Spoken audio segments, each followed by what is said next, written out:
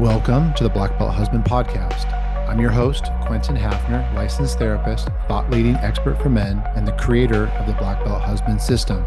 This podcast exists for one reason: to train men to win in the one relationship that matters most, their marriage.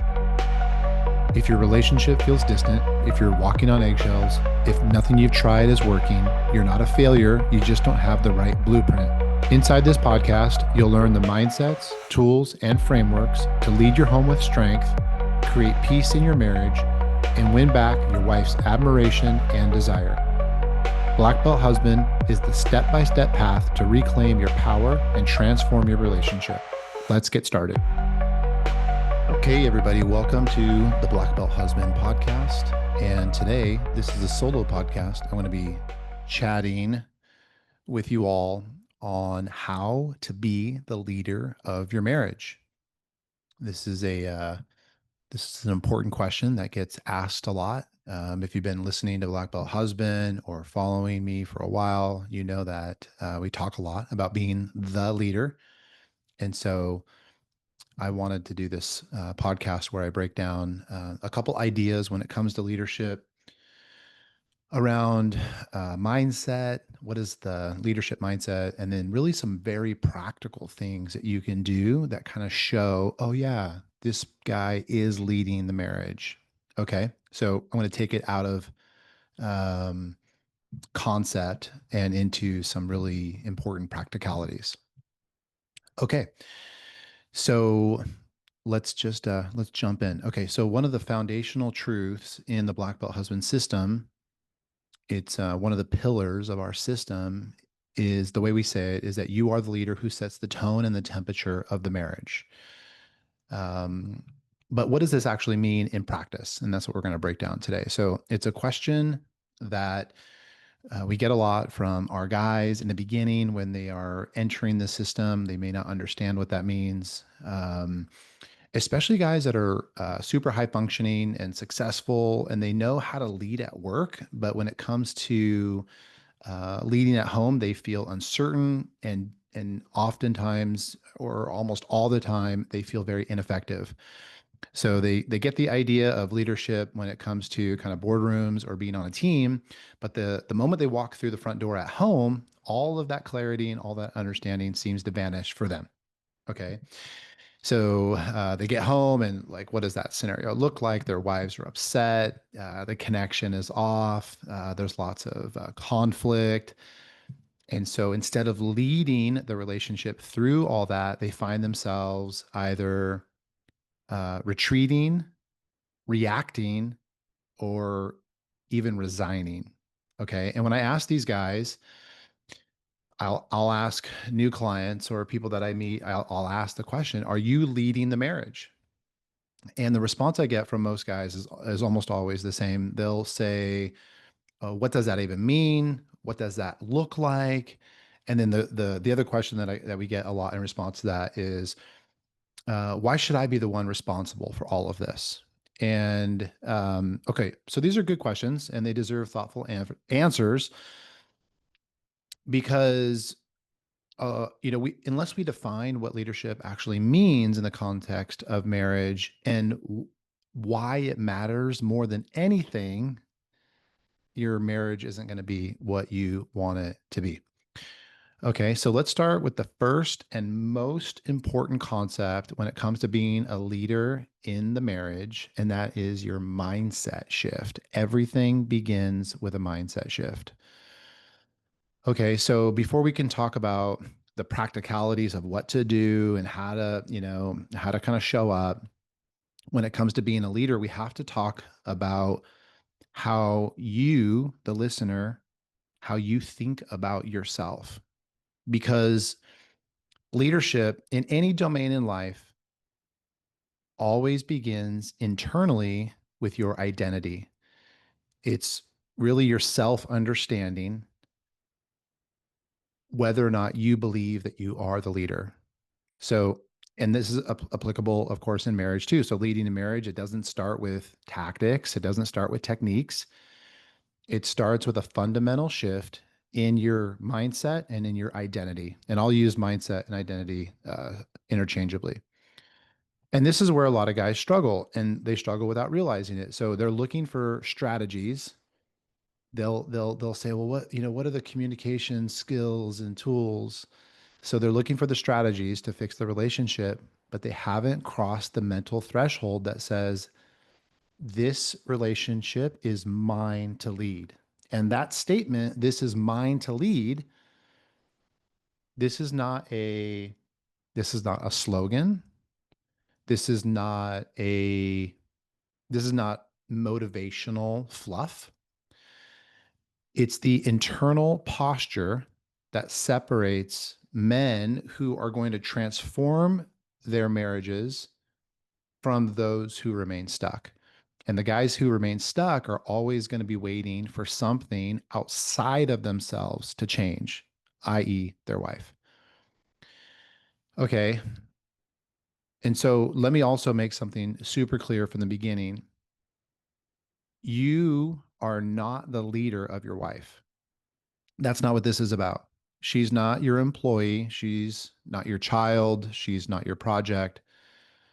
She's your partner and she's your equal. What we're talking about is being the leader of the marriage, not the leader of your wife. You're the leader of the marriage, which is a very different idea.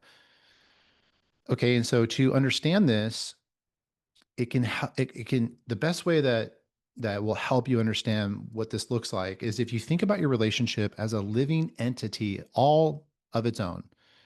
Okay, it's something, the relationship is this living entity that exists between the two of you.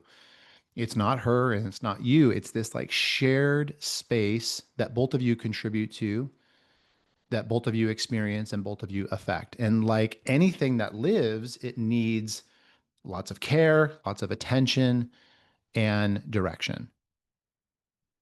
Okay, so now imagine this shared space, this living entity, and which is your marriage. Imagine this thing as a patient on the table in an emergency room, and you are the ER doctor. Okay, so I'm going to use a metaphor to describe what this looks like. So, this thing, which is your marriage, is a patient in the operating room and you're the ER doc. Now, your wife, she might be in the operating room with you. She might be the head ER nurse. Maybe she's helping. She might be like in a place offering insight and support. But you're the lead physician in that room. And if the patient survives, you're going to be congratulated. And if the patient dies, you're going to be held responsible. And in that scenario, being the ER doctor, you wouldn't get to say, if the patient died, well, she didn't do her part. Okay. The physician is the one who owns the outcome, not because he was the only one involved, but because leadership in that context is about taking responsibility. And that's what real leaders do. And in the same way, when you assume leadership in your marriage, you're saying the health of this relationship is mine to steward. I can't control everything, but I am committed to leading this well towards success. Okay. And this mindset, it's very difficult to adopt if you're stuck in resentment and you're waiting for fairness. A lot of guys listening to this, you're going to feel that. You can't adopt that mindset if you're feeling resentful and you're waiting for fairness. So leadership is about it requires, I shouldn't say it's about, leadership requires going first. It requires absorbing the blows and staying grounded even if the situation feels unfair. Well, why? Well, because that's what real leadership is. That's what makes it real leadership. And this isn't about doing more chores or giving in or becoming a passive shell of a man. That's not being a leader. It's about becoming the kind of guy who knows that great outcomes in life require ownership and personal responsibility. And that's why you are going to be the leader of your marriage because you want a great outcome and you know that that great outcome is in your hands. And it's also about being empowered. When you decide that you're going to lead the marriage and that you're going to set the emotional tone, you're going to initiate the hard conversations, you're going to cast the vision for the marriage. Well, you're back in the driver's seat of your life. You're in control. You're empowered, and you're moving out of a reactive position into a creative position. And when you do that, what will happen is that you'll stop feeling foggy, and you'll get out of that relational uncertainty because you've stepped into the role of the guide for the marriage. You've stepped into the role of the leader. You've taken on leadership responsibility, and you've said this relationship is mine to lead. And so when you hold that posture consistently over time, when you choose to lead the marriage, it will be felt by your wife. And it won't be, it's rarely felt immediately, okay? But over time, it's going to be felt. And your wife will experience the difference, and it'll change her. That is my 100% money back guarantee. Okay. And again, leadership is not about control. It's not about needing to know you don't need to know everything. You don't need to be a marriage and family therapist. It's a mindset and identity shift. Okay. It's about stepping forward and stepping into responsibility. Okay. It's about having that internal posture, creating the identity that says, I will be responsible for the success of our marriage. And it's about choosing to be personally empowered instead of being a victim. Okay. And this mindset shift is where you, the listener, you are going to find freedom here. You're going to find freedom because you realize you're back in the driver's seat and you're back in control. Okay. Let's talk about the 50-50 marriage myth. Okay. You've all heard it. Marriage is 50-50, et cetera, et cetera. So let's talk about that. And let's talk about how great leaders think about that.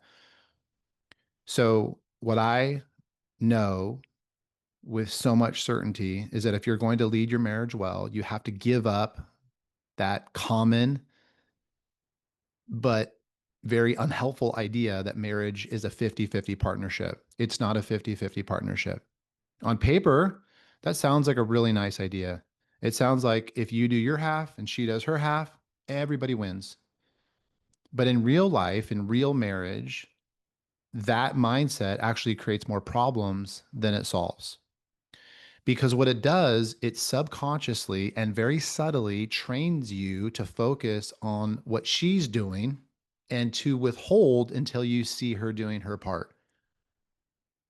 Now, you might not admit that to yourself, but often if it's unconscious, subconscious, if you're very honest with yourself, you will admit that you play that game. Like I will do better when I start to see her do better because I'm waiting to see her 50% and then I'm going to do my 50%. Or I've done my 50%. And so I'm going to stop doing anything else because she's not doing her 50%. And so it's like we have that internal script, and it can sound something like, I'll be kind when she's kind. I'll open up when she stops shutting down. I'll invest more when she appreciates what I already do. And what this leads to is it leads to a relationship that is um, let's say it's full of invisible scorekeeping and emotional withholding. You start to live in this posture of like you're anticipating and you're constantly watching to see if she's showing up with her half and you're adjusting what you do based on her effort. That is not leadership. And a lot of guys do this because it feels protective. But in reality, what it does is it actually creates more pain for you. And it keeps you locked in that cycle where your emotional well-being is always tethered to her behavior. If she's doing good, you're good. If she's not doing good, you're really bad. And now I don't know about you, but I refuse to live my life that way. I will not let my emotional health be tethered to what anybody else does in my life. And so this is where real leadership, true leadership requires a totally different standard. Instead of a 50-50 deal in marriage, leaders think about it as a 100-0 deal. And this doesn't mean that, your wife has no responsibility. This is where guys get so stuck. Well, isn't she supposed to do something? Of course, she has responsibility, but what it really means is that you, as the leader, have decided to show up fully, regardless of whatever she does. You are choosing to bring 100% of your integrity, your presence, your standards, your commitment to the relationship, not because she's earned it, but because you've decided that you want to be that guy. You want to be the guy that does the right thing, regardless of what anybody else does. And this is what leadership is about.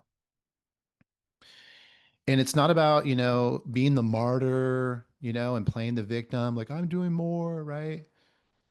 We can also have great boundaries as leaders, and we can also set great standards as leaders. But it's really about recognizing that as long as you're waiting for her to show up before you do, you're giving away your power. You are living in a victim disempowered position, and that's not leadership. Leadership, on the other hand, by contrast, leadership says, this is who I've decided to be, regardless of who you're being in this moment.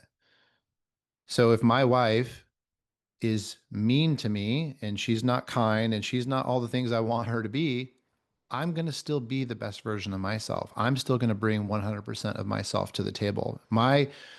Who I bring to the table of my marriage is not conditional upon what she does. And when we do that, it brings a ton of stability to the relationship. I become very reliable and very dependable to her because she knows who I'm going to be, regardless of who she's going to be. That's also how you build trust. And you become the kind of man that somebody else can lean on, even when things are hard. So the 50-50 model says, are you meeting me halfway? And the leadership model says, am I showing up 100%? One keeps you looking outward, and the other one keeps you rooted in your power. And there's only one of those that's a winning strategy. Okay, so what does leadership actually look like in marriage? So we've talked about the identity, we've talked about getting out of this stupid 50-50 deal. Okay, stupid. Yeah, I just don't know how else to say it because it's so illogical, and it creates so much suffering. So there's a better way to do it. So what does it actually look like to be the leader in practical ways? So once you've made the decision to lead, okay, once you've adopted that from a mindset standpoint, and you've truly committed yourself to take ownership for the success of the marriage, you're like halfway there. And then the next question always comes, okay, but what do I actually do? Okay, of course, it's a great question. Let me just say a couple things about that. So leadership in marriage, it's not, you don't need a certain personality type to do it well. It's not about being loud or being alpha or being dominant or being controlling. That's called being the boss and not the leader. And you can't be the boss of your marriage, but you can be the leader of your marriage. Leadership, in contrast to being the boss, is about creating safety. It's about creating clarity. It's about creating direction. And it's about creating connection. And just like a good captain leads a crew on his ship through a storm, or the skilled, the analogy we used before, the ER doctor leads the operating room through a complex case, that's what good husbands do. Okay. So I want to give you some very practical ideas on being a leader in the kind of day-to-day life of a husband. This is definitely not a comprehensive list, but when I show you this list, I think some things might click for you. It's a great way just to get started if you're not sure where to begin. And remember, it's about doing this consistently and trusting the process that if you do this, your relationship will shift over time. Okay, so number one is realizing that you set the emotional tone of your home, whether you want to or not. It's important to think of yourself as the emotional thermostat. Your internal world, what's going on inside of you, what you bring into the room, it becomes the tone that everyone else reacts and responds to. Okay, so if you feel tense, everybody feels it. If you're frustrated, they absorb it. If you're withdrawn, they also feel that too. And the reverse is also true. When you bring calm and stability and warmth and love and groundedness, people can relax, i.e., your wife. And also your kids too. If you think about it from a parental standpoint, your kids can settle down. Your home becomes a place of peace. Okay. And this isn't, I just want to make it clear. Okay. This isn't about stuffing your feelings or suppressing stuff or just pretending that things okay when they're not. This is about learning to regulate your nervous system. It's about learning to have disciplined self-control, impulse control, emotional stability. Okay, so this is not the same as stuffing your feelings. This is about recognizing what you're feeling and being able to manage it. And so you could take full responsibility for your emotional energy. Okay, so what are some like really practical ways to lead in this category? Okay, so well, you could number one, you could learn how to slow your breathing down before you walk into the door. You can learn how to speak in a very calm and steady tone, especially during conflict. You can use physical touch. You can use eye contact. You can use soft humor to change the energy. And the most important one that guys forget to do all the time, you can smile, even when you don't feel like it. It tells everybody, when you smile, it tells everybody you're safe. You're safe with me. Okay. So this is how you lead the relationship. This is in that category of setting the emotional tone. And of course, this isn't easy, but this is essential when it comes to leadership because remember, everybody's getting their cues from you. Okay, number two, practical way to be the leader. You initiate repair. You initiate repair. So you have to understand that all couples, they're going to experience conflict, disconnection, and moments of tension. And what separates leaders from passive husbands is who goes first in making the repair. And so good leadership when it comes to marriage means that you that's this thing, how to say this. So even when you feel like she was more wrong, you take the initiative to repair the relationship, not because you feel like you're at fault, but because you've chosen responsibility. And that's what leaders do. Most guys wait way too long, hoping things are going to magically just like restart or reset, or that their wife will like just eventually get over it. But every time we leave a moment of tension left unrepaired, it just adds another brick to this giant wall between you. So on a practical level, don't wait days to reconnect. Once the once the tension is there, okay, own it early and just say something like, "Hey, it feels like something's off. Can we talk?" I can't tell you how many guys will just avoid asking that question. And when we ask questions, we want to really work on not being defensive. Okay, so we could say, "Hey, how are you feeling right now?" And we genuinely want to know how they're feeling. And of course, we need to learn how to apologize when it's necessary without trying to justify our bad behavior. We can say things like, "I see how that hurt you, and I'm sorry."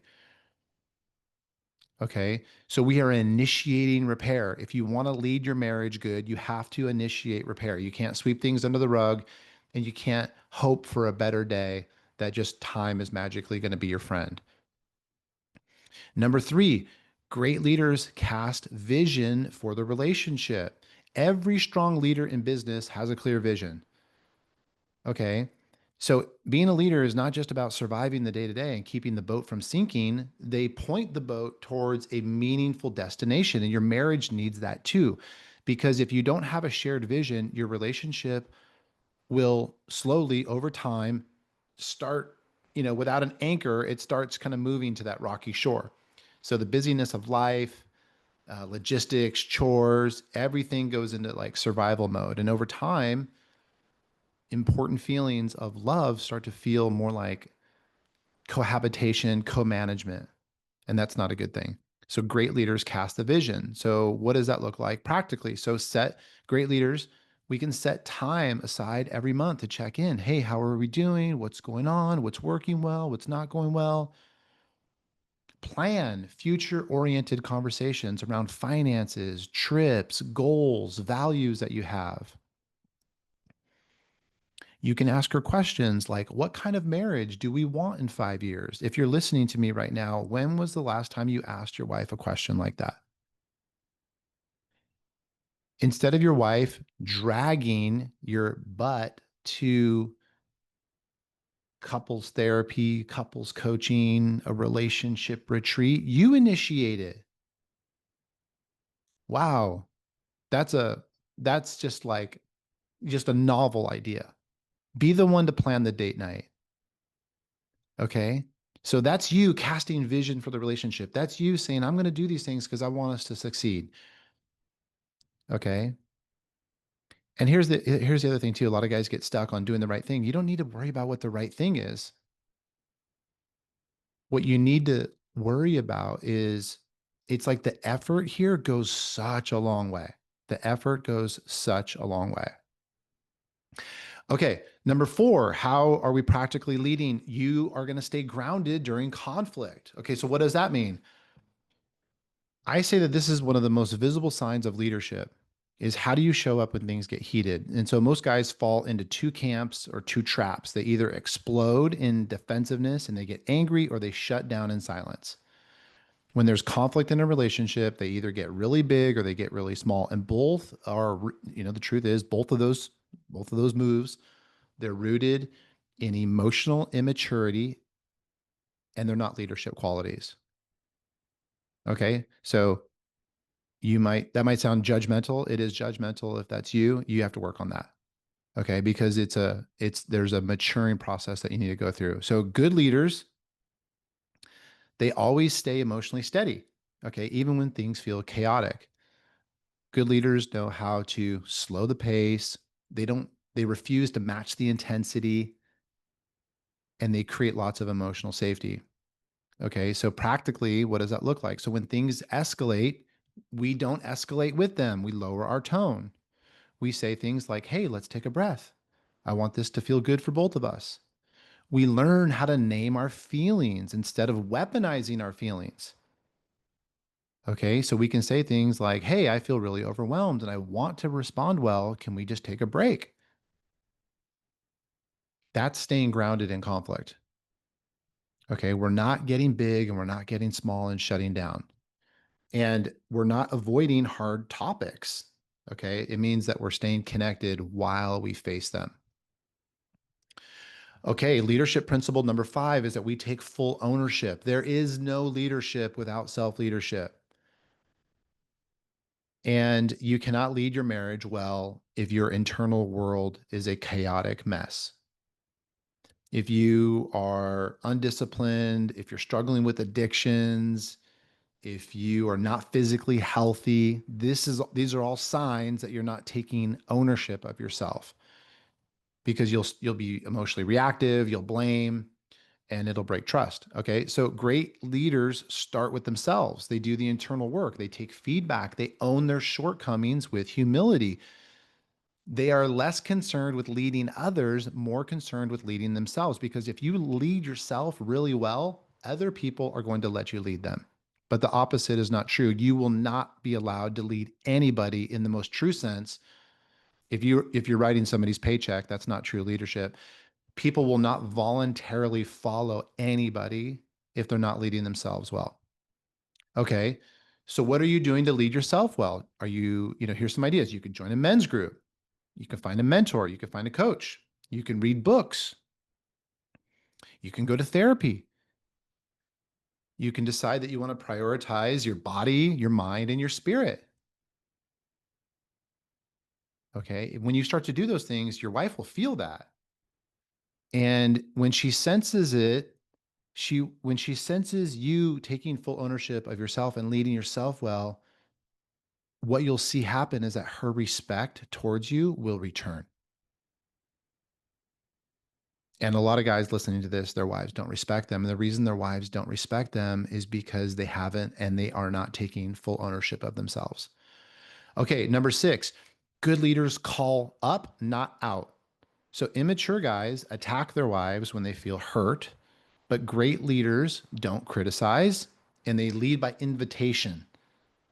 Leading by invitation. So leading in marriage means that in the most loving way, you um, are calling your wife forward toward better connection. Okay. This isn't done by force. It's not done by guilt or manipulation. Okay. What it's really saying is that I believe that there's something better for us. There's something possible between you and me. And I want to communicate that with tons of clarity. It's like saying, I love you so much and I love us so much that I refuse to settle doing life with you this way. Dude, that's great leadership. Okay. So, practical ways we can do that, we can use like forward focused language, like, I want more for us. We can speak from the we, and we can say things, I don't want us to stay stuck in this pattern. And we can learn how to set boundaries with kindness. We can say, hey, that tone, that doesn't really work for me. Can we try something different? So calling your wife up is an act of love. It says, I believe in us and I won't settle for less than what we're capable of. Number 7, leaders go first, even when it feels unfair. So at the at the core of leadership in marriage is a simple but deeply challenging idea. And that is that the leader always goes first. And it's one thing to say that you want to lead your marriage. A lot of guys tell me they want to lead their marriage and they deserve to lead their marriage. But it's another thing to consistently be the one who initiates, especially when emotions are high and especially when it feels like you're not the one at fault. But here's the thing, guys, this is the burden and the beauty of leadership. With great privilege comes great responsibility. And great leaders don't wait for someone else to create the environment that they want, they create it themselves. So, in practical terms, it might mean, being the first to speak up when things feel off. The first to say, hey, I'm sorry, without attaching conditions to your apology. It's not like, I'm sorry, but let me tell you what you did. It might be the first to ask hard questions. It might be the first to extend an olive branch, or it might be the first to stop the silent treatment, if that's a thing that you do. Okay. So going first doesn't mean that you're always wrong. It means that you're always responsible. It comes back to self responsibility. Okay. And going first doesn't make you a doormat. Okay. It makes you a creator. And it makes you a creator because you are the one that's creating the foundation for something better that you want. Okay. And you already know this. You already know this, but I just want to say it. I want you to hear me say it because if you wait for your wife to go first, you might be waiting for a really long time. And the longer that gap remains, the harder it becomes to bridge that gap. But when you make it a habit of going first again and again with consistency over time, with tons of love and tons of steadiness, your relationship begins to change. Your wife will begin to soften. Okay. If you want to see the most feminine nature of your wife, start going first. If you want to see the most masculine nature of your wife, you don't have to go first, but one's going to win and one's going to lose. So going first, um, we do this because we want to be people that other people can count on. Okay. And that's why we do it. So on a practical level, so when things feel off, be the first to speak. Say, I can sense that something's off between us or something's not right between us. Can we talk? If you were wrong, take responsibility without justification. Hey, that wasn't fair to you. I shouldn't have done that. I'm sorry. Make it a pattern to be the one who softens first instead of waiting for her to come around. Okay? And make it a point to speak life over your marriage, even when it's really tempting to stay silent or angry or critical. Okay? When it comes to going first, It's often uncomfortable because it feels unfair. But going first is the surest sign that you're leading your relationship. Okay. And let's talk. Okay. So I'm going to move into a little bit of a different section because I want to talk about what is the cost to us when we abdicate our leadership in marriage. Okay, so I'm going to talk a little bit about masculine and feminine dynamics, okay? Because what I've found is that this is one of the lesser discussed reasons why leadership in marriage matters so much. Um, okay, so in most relationships, especially if you are married to a woman who is strong and capable, there is a subtle, but there's an ever present question running beneath the surface of the relationship. And she's asking this question all the time. She's asking the question, can I trust him to lead the relationship? Now she never asked that question out loud. It's never spoken aloud. In fact, many women, they wouldn't even like consciously like be aware of that. Okay. But it lives in the background of the relationship and it'll dictate how she responds to you emotionally, physically, and spiritually. Now, I am very privileged because I've been lucky enough to be in the conversation with thousands of women who have told me that same thing. I can't trust him to lead us. Okay, so I know women are asking this question. And I also know that when a guy leads well, when he's bringing that like steadiness, the clarity, the conviction, the emotional responsibility to the marriage, his wife is able to relax and she softens, she opens, she reorients herself back into the natural rhythm of her feminine nature, which is soft and open. Okay. A lot of guys tell me, gosh, I wish my wife was softer. I wish that she was more relaxed. I wish that she was all these things, had more feminine qualities. Well, the reason she doesn't have those feminine qualities is because you have abdicated your leadership. Because when leadership is absent from the husband, when he's passive, indecisive, or like volatile, she will jump out of her feminine nature and she'll move into that masculine role. Think about it from like the controlling and critical behavior in women. That's the masculinity. She doesn't feel safe to surrender to you. And when she doesn't feel safe to surrender, she moves into control. And she moves there not because she really wants to. She doesn't want to be in control. She feels like she has to because it's coming from this place of like psychological fear. To she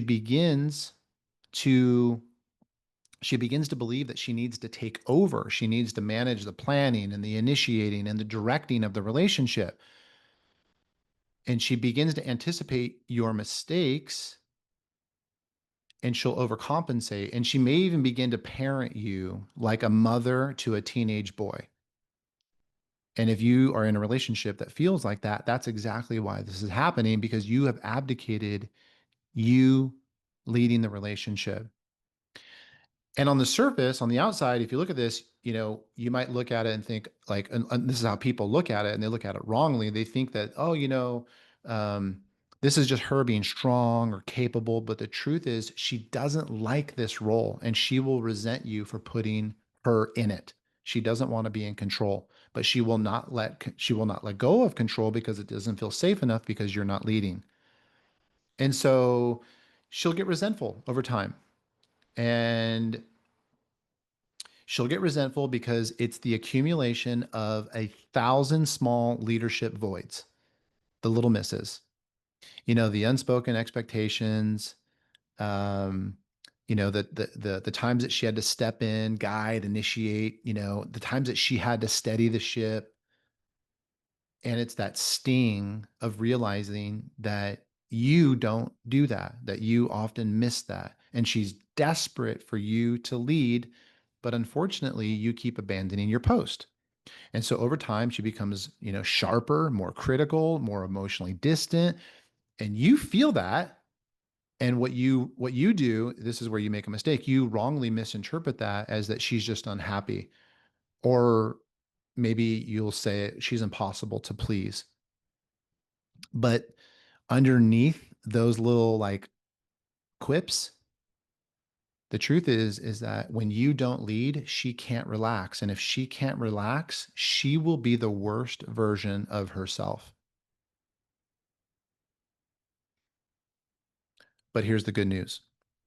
When you take full responsibility for the direction and the tone and the energy of the marriage, not by controlling her, but by owning your role, taking responsibility, deciding that you're going to hold the success of the relationship in your hands, she's going to start to relax and you're going to see her feminine qualities start to spring forward like a budding flower. Okay, so despite pop culture and the feminist movement of the 1960s, she doesn't want to be the leader. She wants to surrender to your leadership if she feels safe enough to. But she will only do that if you decide that you're willing to lead. Okay. And I want you to know that masculine leadership inside marriage, it's an invitation to her that will unlock her trust and unlock her sexuality.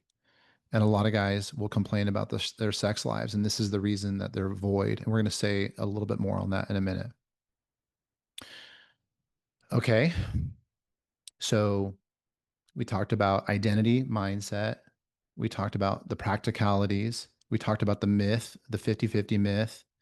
And then we just talked a little bit about the polarity.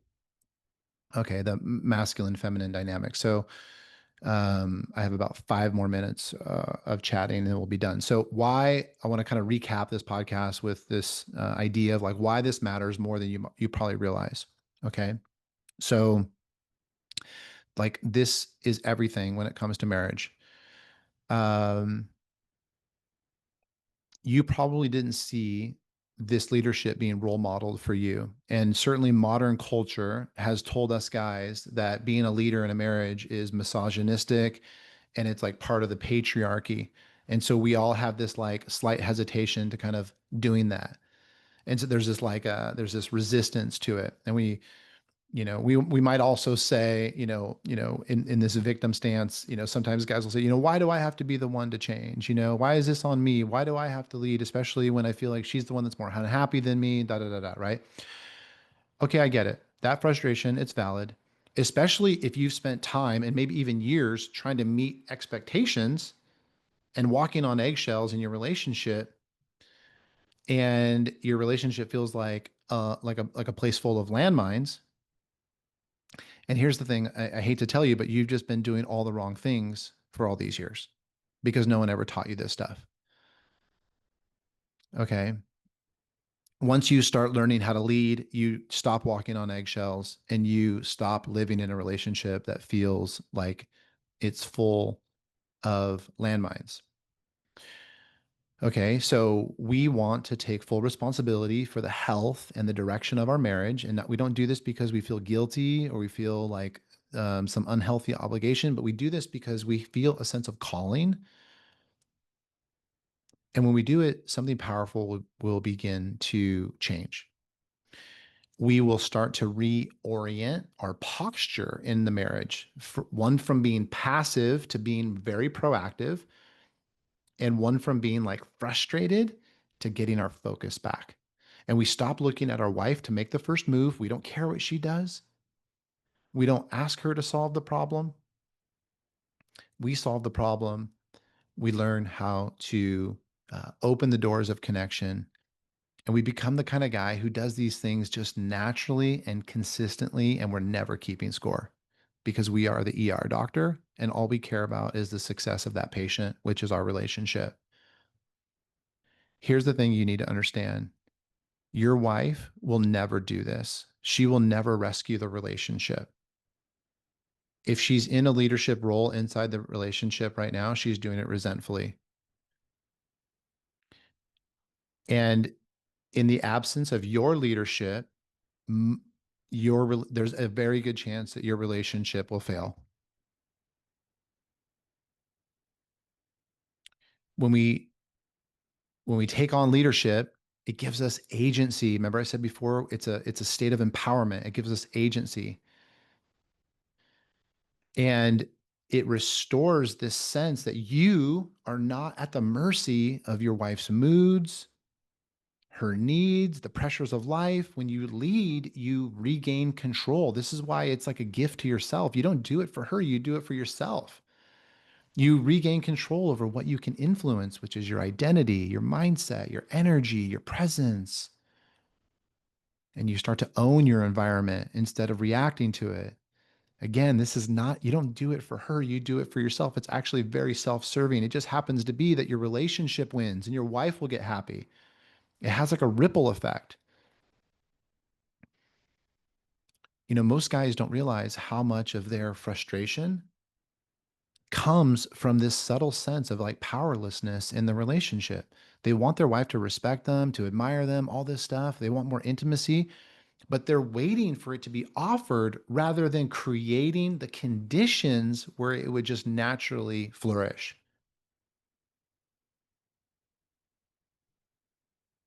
Okay, so we're learning how to be creators. As leaders, we are creators. We're builders. We're building the thing that we want instead of waiting for that thing to come to us. And when we do that, she's going to feel safe and she's going to begin to relax. She's going to begin to surrender psychologically.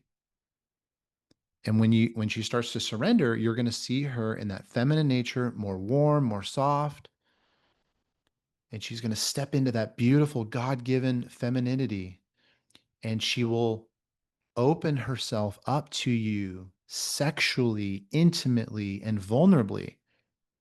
And yeah, a lot of guys talk to me about their sex lives. They want a better sex life. They want more sex, a lot more. And when you lead, that is almost always a byproduct. And the cool thing is that your wife will initiate it. It'll feel less like a transaction. It'll feel less like you're getting some like reward, some like, doggy treats for being a good little doggy. It's like, that's horrible. When you learn how to lead the marriage, when you decide that you're going to lead the marriage, your wife will initiate sex again.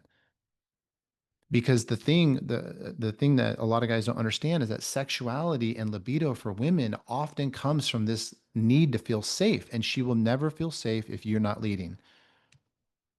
And so when a guy learns how to lead properly, his wife feels secure, she can relax, polarity starts to get restored in the relationship, her feminine nature returns, attraction comes back, all that good stuff.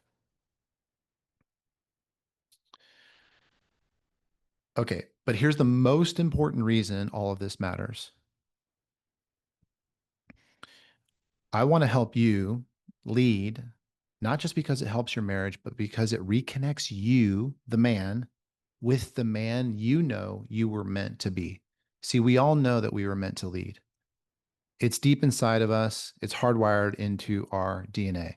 I want to help you become the man that you were meant to be, the guy who feels empowered, the guy who knows how to create peace, the guy who knows how to take ownership, because that man is inside of you.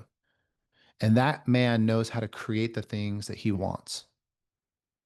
Because leadership, it's not just about her and it's not just about the marriage. It's about something even more important and relevant, which is your own sense of completeness as a man, your sense of purpose, your maturity as a guy who's winning in life. And you can win when you learn how to lead. So this is your calling. Own your power, take back your leadership, commit to the success of the relationship, and step into the lead and watch everything change. Okay, guys, till next time. Thanks for tuning in to the Black Belt Husband podcast. If today's episode gave you a new insight or a challenge to raise your standard, do me a favor, subscribe, leave a review, and share it with another man who's ready to lead stronger at home. Your marriage doesn't change by accident. It changes because you show up leading different. Keep going, and I'll see you inside the next episode.